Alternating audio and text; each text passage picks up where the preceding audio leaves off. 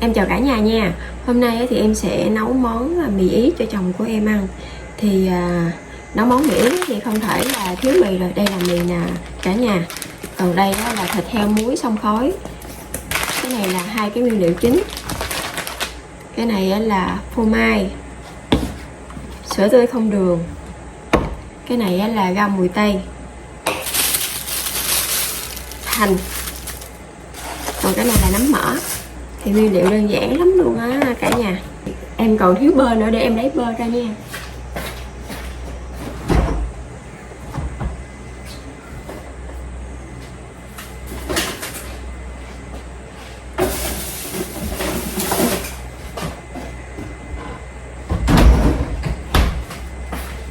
Đây là bơ.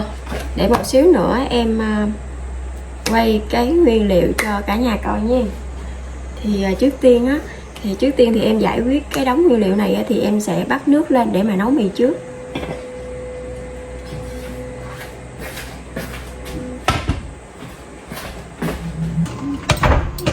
Trước tiên thì em sẽ bắt nước lên.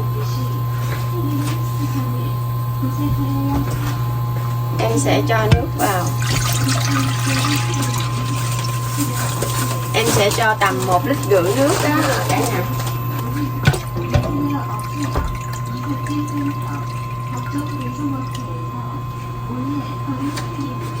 Sau đó thì em sẽ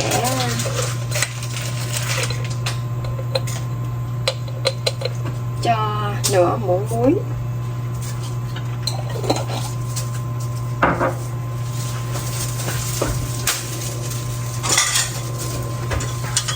Khi nào mà nó sôi ục ục lên thì em sẽ cho dầu ô liu vào. Trong lúc mà đợi nước nó sôi thì em sẽ chuẩn bị nguyên liệu nha cả nhà. Thì đây là sữa không đường. Thì em sẽ mở nó ra. Mở nó ra như thế này. Đây là sữa tươi không đường. Thì sữa tươi không đường thì em sẽ dùng 200ml. Đây. Em sẽ cho 200ml vào.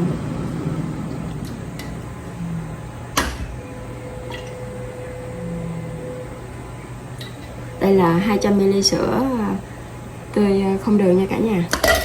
Cái phần sữa còn lại thì em để trong tủ lạnh bảo quản, để ở ngoài lâu nó bị hư á.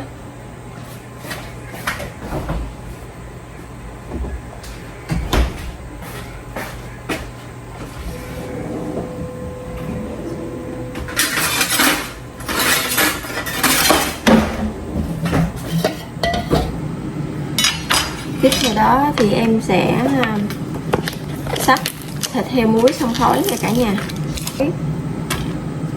Thì thịt heo muối xông khói thì em sẽ dùng một bịch này là đủ rồi. Em sẽ thái nó ra nha cả nhà.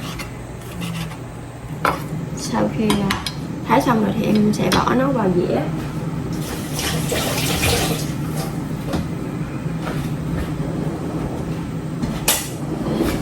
Để em chỉnh cái cam lại cho nó ngay. Ok. Sau khi mà thái thịt heo muối xong khói rồi thì em sẽ cho vào dĩa.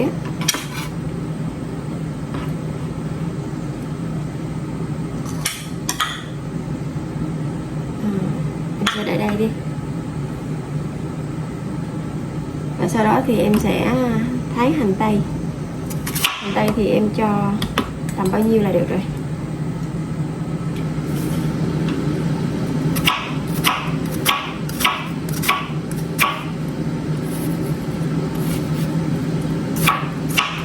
Em sẽ thái nhuyễn nó ra như cả nhà.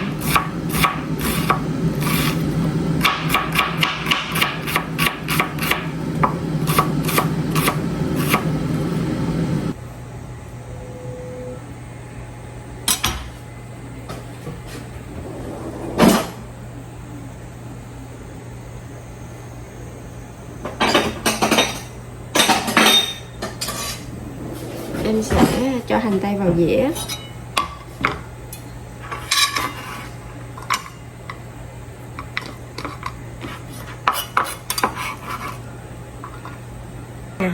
Nấm mỡ thì em có 6 cái. Thì em sẽ bầm cái này ra 2 cái. Em sẽ bằm nó ra để chung với hành tây á. Xíu nữa thì em sẽ cho vào trong mì ý của mình.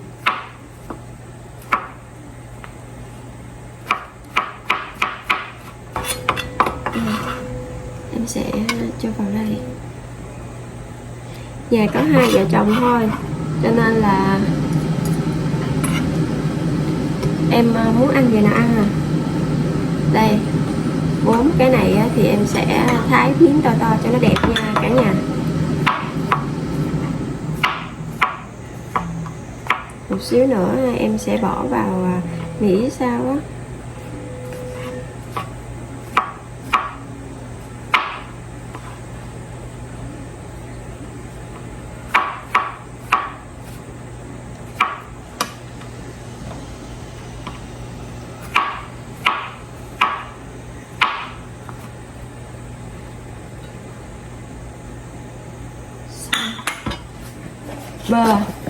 Bơ thì em cũng muốn hết rồi, tại vì nó hết rồi nè cả nhà, cho nên là em sẽ cho hết cái cục bơ này vào luôn, tại vì em rất là thích ăn bơ nhiều thì nó béo.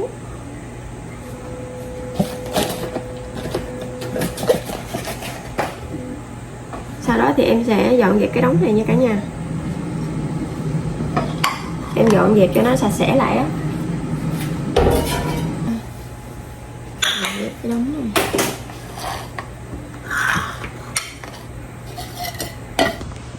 Đây là nguyên liệu mà em đã chuẩn bị xong rồi nè cả nhà. Thì đây là thịt heo muối xông khói. Cái này là nấm mỡ. Nấm mỡ này em sẽ thái miếng to to để khi mà để vào á nó đẹp nhìn thấy á. Còn đây là hành tây. Hành tây em đã thái nhuyễn ra rồi. Còn nấm mỡ, đây là bơ. Còn đây á là rau mùi tây. Còn đây là phô mai. Sữa tươi không đường em sẽ có 200ml nha cả nhà. Đó là những nguyên liệu. Sau khi mà chuẩn bị nguyên liệu xong rồi á, thì em sẽ quay qua coi cái nồi nước lúc nãy nha. Đây. Sau khi mà chuẩn bị nguyên liệu xong rồi á, thì nồi nước của em cũng đã sôi rồi. Thì sau đó thì em sẽ cho một ít dầu ô liu nha cả nhà, để nó đừng có dính á.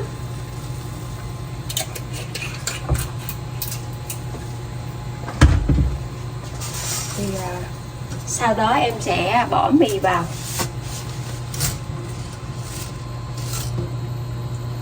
Em sẽ bỏ mì vào nấu trong vòng 9 phút nha cả nhà. Tại vì em thích ăn mì nó chín mềm á. Đây là cái thời lượng nấu mà người ta có ghi ở đây nè, 8 phút, 9 phút, 10 phút nè. Em sẽ nấu 9 phút nha cả nhà. Em nấu 9 phút là vừa rồi. Em sẽ nấu mì ý trong vòng 9 phút.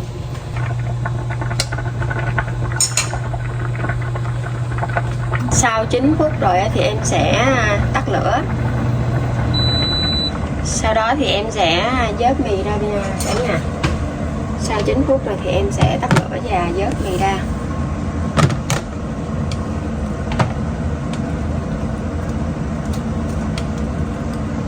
Cái mì này nó cực kỳ khó lấy luôn.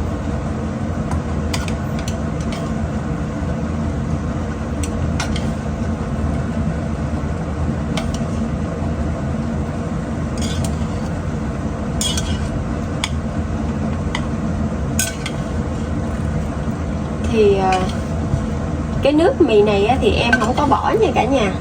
Em sẽ để lại, tại vì một xíu nữa còn cần dùng á.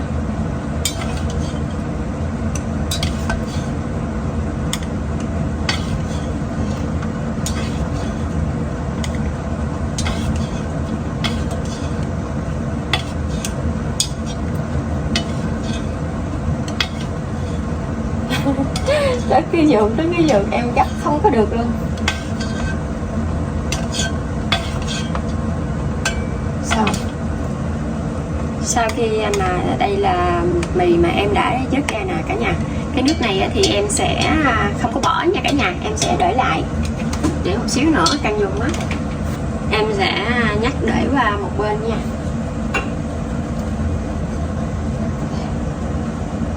Em sẽ nhắc để qua một bên. Em lau cái bếp cho nó sạch sẽ. Sau đó thì em sẽ bắt đầu bắt chảo lên để mà xào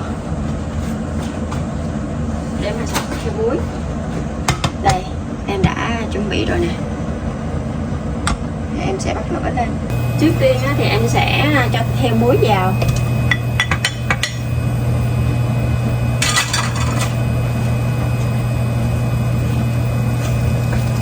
Em sẽ cho hành tây vào luôn. Sau khi mà cho thịt heo muối với lại hành tây vào thì em sẽ cho cái nấm này, nấm mỡ vào luôn để em xào. Em sẽ cho một ít dầu ô liu vào để xào nha cả nhà.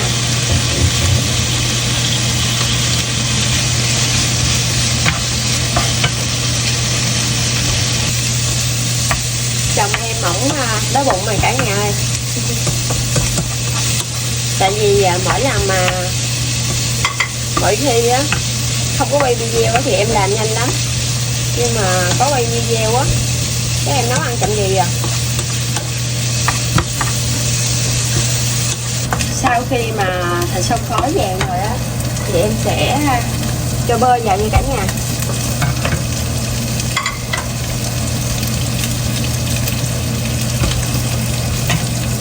Hồi nãy còn lúc nãy còn cục bơ nên là em đẩy vào hết luôn để cho nó béo béo, ăn cho nó ngon. Sau khi mà bơ tan hết rồi thì em sẽ cho sữa vào. Em sẽ cho sữa tươi không đường vào nha cả nhà. Khi nào mà nước nó sôi lên rồi thì em sẽ cho nấm mỡ vào là gần xong cái món ăn rồi đó cả nhà. Sau khi mà sôi lên rồi thì em sẽ cho nấm vào nha cả nhà.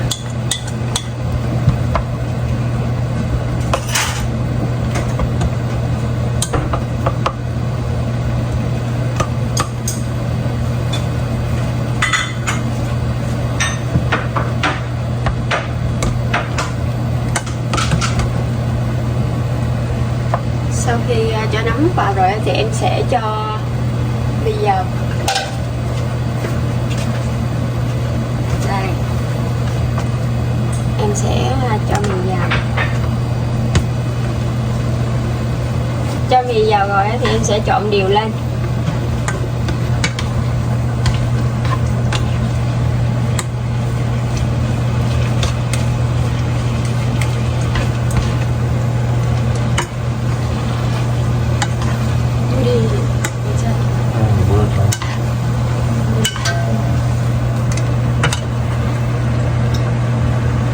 Đây là cái nước dùng lúc nãy này cả nhà, em không có bỏ đó.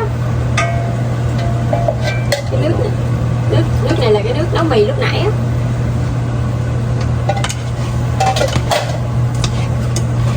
Cái nước em vừa bỏ vào á là cái nước nấu mì lúc nãy em để lại á cả nhà. Tại vì chồng em á thì ông thích ăn cái kiểu mà mì Ý mà có miếng nước vậy đó.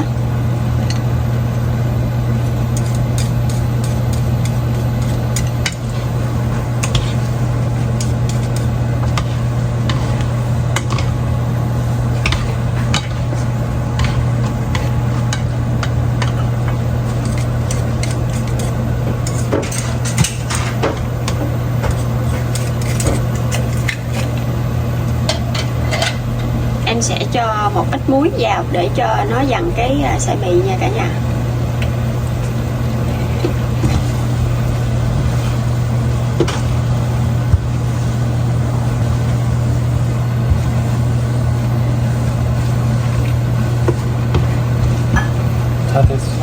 Là xong rồi này cả nhà, em sẽ để phô mai vào sau nha. Ừ. Phô mai.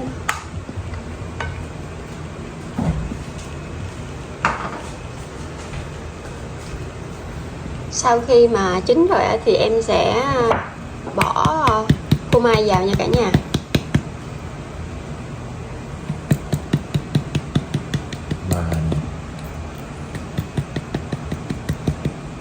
Bỏ phô mai càng nhiều thì càng ngon nha cả nhà.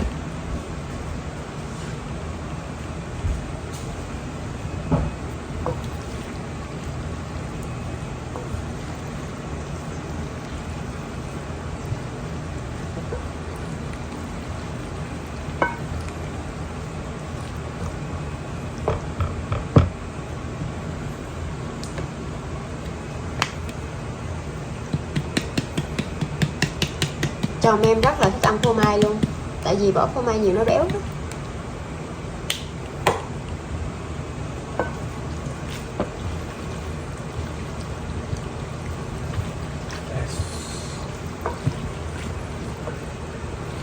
Như vậy là xong cái nồi mì ý của em rồi đó cả nhà.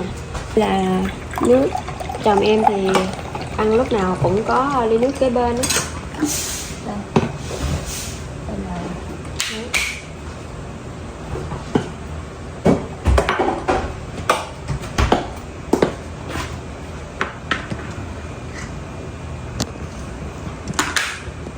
자.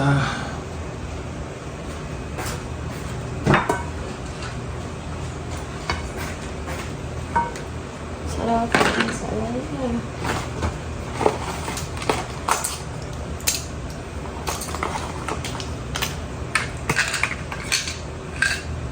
chồng em, còn đây là em uống.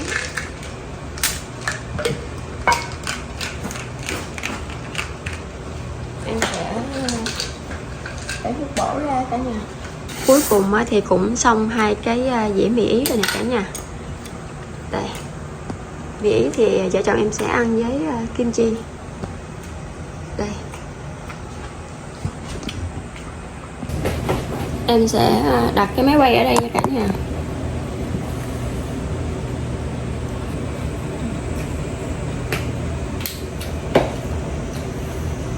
Trước khi ăn thì em sẽ cho cái bút nướng một ít rau mùi tây, có cũng được, không có cũng được nha cả nhà. Em chưa có cái cây đặt điện thoại á, cho nên là em để cái điện thoại nó hơi xa cả nhà, cảm cho vợ chồng em nha. Em mời cả nhà ăn mì ý nha.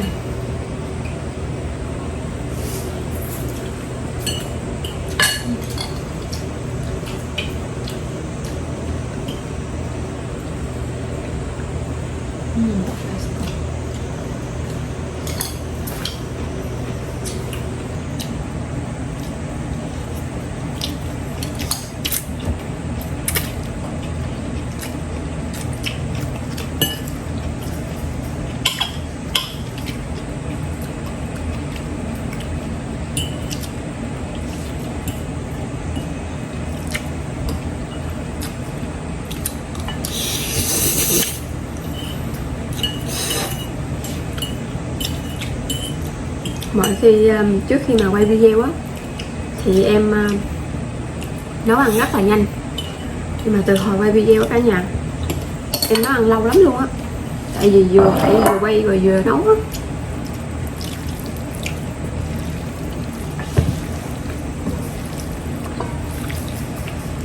Để em đi lấy cây gấp tóc gấp cái đầu lên. 뭐야? Em gấp cái đầu lên mới được cả nhà ơi. Thời tiết ở bên này nó nóng nực á, em để tóc nó buộc, em để tóc xuống á, cái nó nóng ăn nó không có được ngon. Không biết có ở nhà có ai giống em không, chứ em ăn cơm mà em xả tóc á nó rất là khó ăn đó. Rồi bây giờ là em có thể ăn thoải mái rồi ăn nè.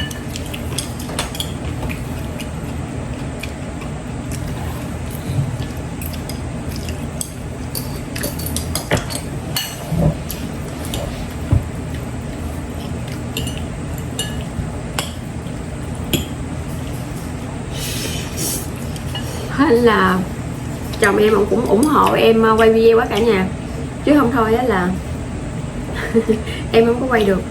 Tại vì trước khi em quay video á em nấu ăn nhanh lắm, còn quay video á nó ăn rất là lâu luôn.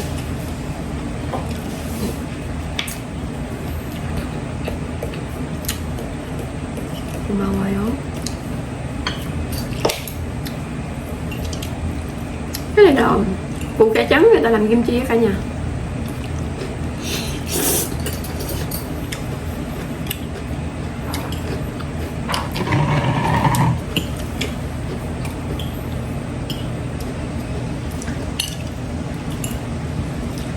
Mì ý này á, thì lâu lâu á vợ chồng em mới ăn, tại vì cả nhà biết sao không, nấu ăn á, nấu á thì nó dễ, nó đơn giản, nhưng mà mấy cái nguyên liệu của nó bên này á rất là đắt luôn.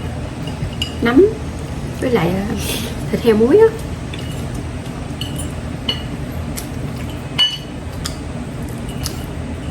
Rồi cái này nữa nè, nguyên liệu để mà nấu món này á nó mắc cả nhà.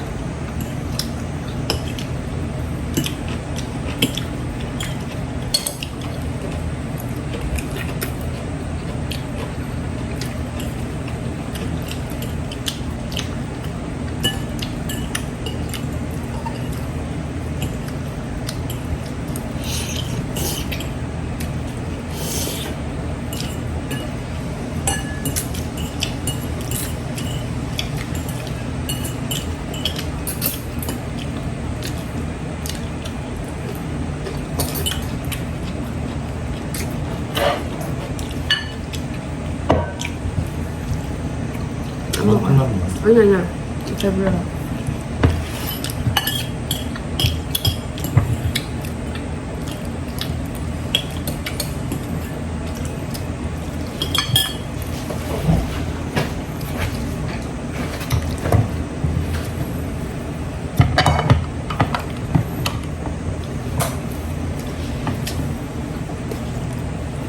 진짜 안 먹어? Ừ. Em ăn xong rồi đó cả nhà, em ăn gần xong rồi đó. Em rất là cảm ơn cả nhà lúc nào cũng theo dõi em, rồi coi video, rồi like, rồi đăng ký cho em. Thì em chúc cho cả nhà lúc nào cũng được may mắn cả nhà, phát tài, ước gì cũng có được đó, có tất cả trừ vất vả nha cả nhà. Thì em sẽ cố gắng ra nhiều video hơn để cho cả nhà xem, chia sẻ về cái cuộc sống hàng ngày của em ở bên Hàn Quốc nè.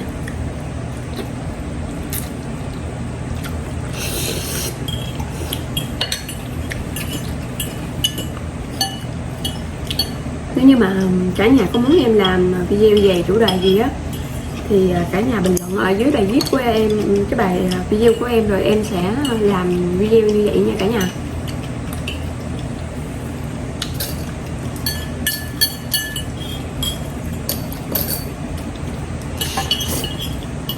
Em á thì ăn cái món này á em ăn không có được nhiều, mà chồng em rất là thích ăn món này luôn.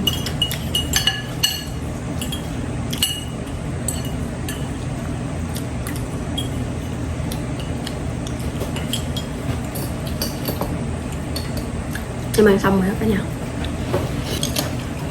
Ở bên này á, sau mỗi bữa ăn á là người ta uống thuốc bổ á cả nhà.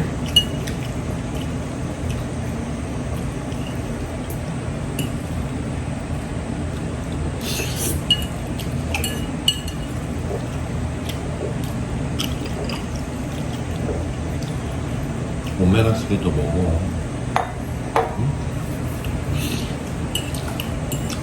Giờ có muốn không?